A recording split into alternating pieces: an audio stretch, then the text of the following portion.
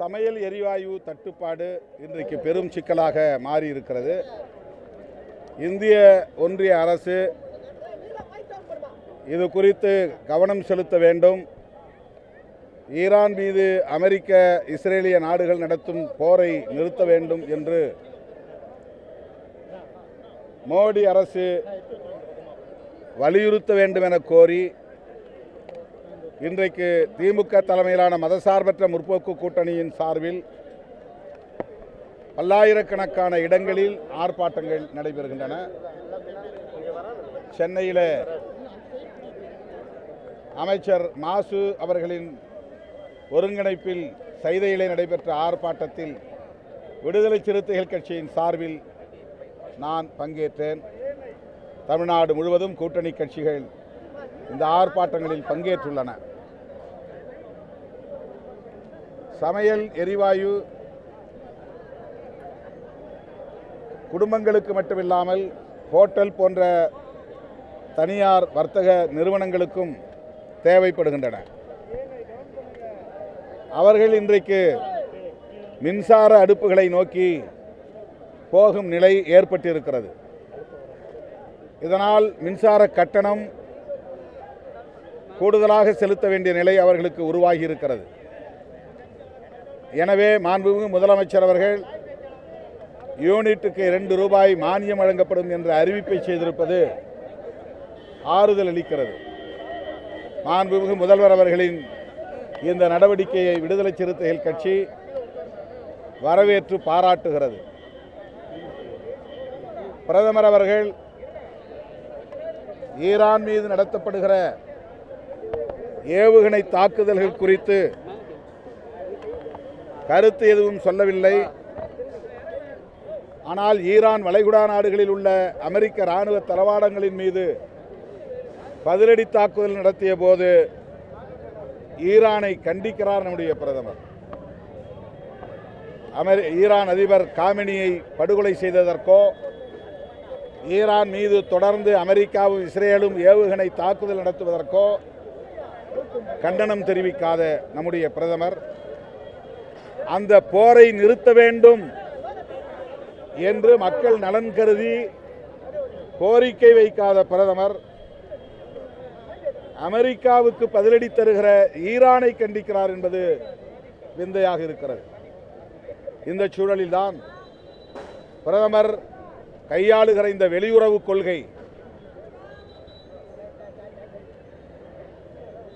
இந்திய தேசத்தின் பாதுகாப்புக்கு உகந்ததாக இல்லை, மக்கள் நலன்களுக்கு ஏற்புடையதாக இல்லை என்பதை சுட்டிக்காட்டவும் இந்திய ஒன்றிய அரசு உலகப்போர் மூளாத வகையில் உடனடியாக அமெரிக்காவும் இஸ்ரேலும் ஈரான் மீது நடத்துகிற ஏவுகணை தாக்குதல்களை நிறுத்த வேண்டும் என்று வலியுறுத்தவும் இந்த ஆர்ப்பாட்டங்களின் ஊடாக நாம் கோரிக்கை வைத்துள்ளோம். இந்திய அரசு ஈரான் மீது நடத்தப்படுகிற ஏவுகணை தாக்குதல்களை நிறுத்த வேண்டும் என்று வலியுறுத்தி அமெரிக்காவுக்கும் இஸ்ரேலுக்கும் கோரிக்கை வைக்க வேண்டும். மக்களவையில் மாநிலங்களவையில் இது குறித்து விவாதிக்க அனுமதிக்க வேண்டும் என்று விடுதலை சிறுத்தைகள் கட்சியின் சார்பில் வலியுறுத்துவோம். இந்தியாவில் வேறு எங்குமே இந்த பதட்ட நிலை கிடையாது, தமிழ்நாட்டில் மட்டும்தான் இந்த நிலைமையை பரப்பிட்டு இருக்காங்க. திமுக, காங்கிரஸ் உள்ளிட்ட எதிர்கட்சிகள் எல்லாம் இதை பரப்புறாங்கன்னு அண்ணாமலை சொல்லியிருக்காரு. இந்தியா மட்டுமில்லை, உலக நாடுகள் முழுவதும் இந்த பதற்றம் இருக்கிறது. அப்படி என்றால் அவர் உலக நாடுகளை அல்லது இந்தியாவின் நிலைமையை அறிந்திருக்கவில்லை. ஈரான் மீது நடத்தப்படுகிற ஏவுகணை தாக்குதல்களால் ஏற்பட்டிருக்கிற அரசியல் பொருளாதார தளங்களில் ஏற்பட்டிருக்கிற தாக்கங்களை பற்றி அவர் அறிந்திருக்கவில்லை என்றுதான் என்ன தோன்றுகிறது. அவர்தான் அரசியல் செய்கிறார். இது ஒன்றும் தேர்தலுக்கான போராட்டம் இல்லை, மக்களுக்கான போராட்டம். இது வெறுமன பிஜேபிக்கு எதிரான போராட்டம் இல்லை, உலக நாடுகளுக்கான அமைதியை கோருகிற ஒரு போராட்டம், உலக போர் வேண்டாம் என்று சொல்லுகிற போராட்டம், இந்தியா தலையிட வேண்டும் என்று வலியுறுத்துகிற போராட்டம், அதன் மூலம் எரிவாயு தட்டுப்பாடு போன்ற சிக்கல்களை தீர்க்க முடியும் என்று சுட்டிக்காட்டுகிற போராட்டம். எதிர்க்கட்சிகளை நாடாளுமன்றத்தில் பேச விடுவதே கிடையாது. இந்த விவகாரம் குறித்து தேர்தல் அறிவிப்பு தேதி வருது, எப்படி பணிகள் போயிட்டு இருக்கு, கள சூழல் எப்படி இருக்கு? திமுக தலைமையிலான கூட்டணி கட்சிகளிடையே தொகுதி பங்கீடு குறித்த பேச்சுவார்த்தை சுமூகமாக போய்கொண்டிருக்கிறது. தேர்தல் தேதி தேர்தல் ஆணையத்தால் இன்று அறிவிக்கப்படலாம். திமுக கூட்டணியாவது பேச்சுவார்த்தையை தொடங்கிவிட்டது. இன்னும் அதிமுக பாஜக பேச்சுவார்த்தையை தொடங்கவில்லை. அவர்கள் கூட்டணி அமைப்பதற்கே போராடி கொண்டிருக்கிறார்கள்.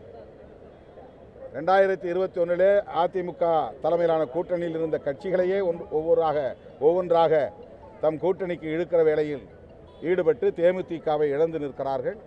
இப்போது நடிகர் விஜய் அவர்களை அந்த கூட்டணியிலே இணைக்கிற முயற்சியில் ஈடுபட்டு வருவதாக ஊடகங்கள் தெரிவிக்கின்றன. அழுத்தம் கொடுத்து அவரை அடிபணிய வைக்க முயற்சிக்கிறார்கள் என்றும் ஊடகங்களில் பெரிய அளவிலே விவாதிக்கப்படுகின்றன. அவர் அந்த அச்சுறுத்தலுக்கு அடிபணிவாரேயானால் அவருடைய அரசியல் எதிர்காலம் சூனியமாகிவிடும். அது அவருக்கும் தெரியும். பிற மாநிலங்களில் பாஜக எப்படி சங் பரிவார்கள், பாஜக உள்ளிட்ட அனைவரும் எதிர்க்கட்சிகளை நயவஞ்சகமாக வளைத்து போடுவது அல்லது அவதூறு பரப்பி எதிர்ப்பது என்கிற உத்திகளை கையாளுகிறார்களோ அதே உத்திகளை தமிழ்நாட்டிலும் கையாள முயற்சிக்கிறார்கள். நண்பர் விஜய் அதற்கு இணங்க மாட்டார். தன்னுடைய எதிர்காலத்தை அவரே சூனியமாக்கிக் கொள்ள மாட்டார் என்று நான் நம்புகிறேன்.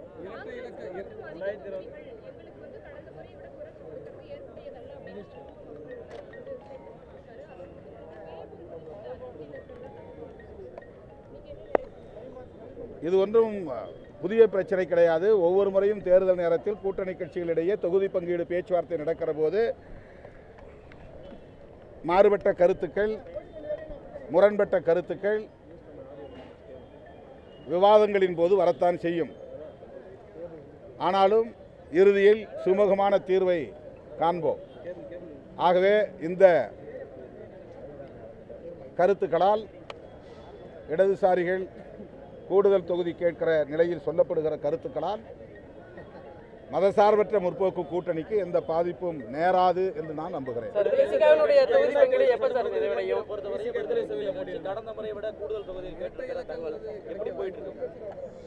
அதுதான் தகவல். நீங்கள் சொன்னதுதான் தகவல். பேச்சுவார்த்தைக்கு பிறகு உறுதிப்படுத்தப்பட்ட தகவல் வெளிவரும். அது ஒவ்வொரு கட்சியாக தானே கூப்பிடுறாங்க, ஒவ்வொரு கட்சியாக பேசிட்டு இருக்கிறாங்க, ஒவ்வொரு கட்சியாக அழைப்பாங்க. இல்லை, அது ஒரு தனிப்பட்ட சந்திப்பு, அது ஒரு நன்றி சொல்லுவதற்காக போயிருந்த சந்திப்பு. அந்த சந்திப்பில் தொகுதி பங்கீடு குறித்து, தேர்தல் குறித்து எதுவும் நாங்கள் பகிர்ந்து கொள்ளவில்லை. அதெல்லாம் 2 நாளில் தெரிஞ்சிடும்.